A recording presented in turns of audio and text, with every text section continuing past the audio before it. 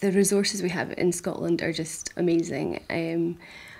That every child will be in a class of less than 33 in primary school, that every child will have access to ICT and interactive whiteboards and a very well-trained teacher who has a breadth of subject knowledge. When I was in Ghana, I really you kind of think about how you identify yourself.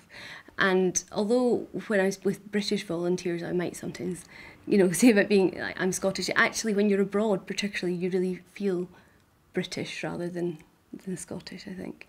And that's who you identify with. When I go to England, I don't feel like I'm going abroad. You feel like you're just going to another part of the same country. And I think Scotland itself, you could say that Scotland itself has got lots of different, each, region, particularly Fife and Glasgow, you feel very much that you're part of that part of Scotland, but actually you still feel Scottish and also British. And just because you feel Scottish doesn't mean that you can't also feel British and European. I think you can still be very proud to be Scottish and not be a nationalist. I'm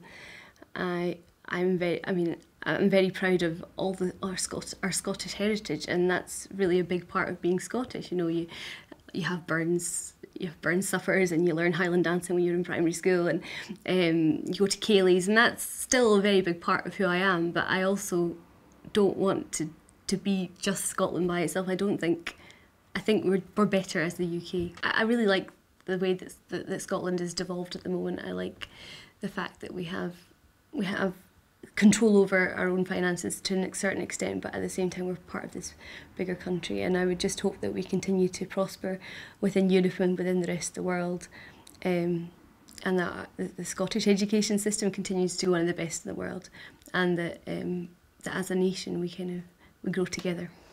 We're better together.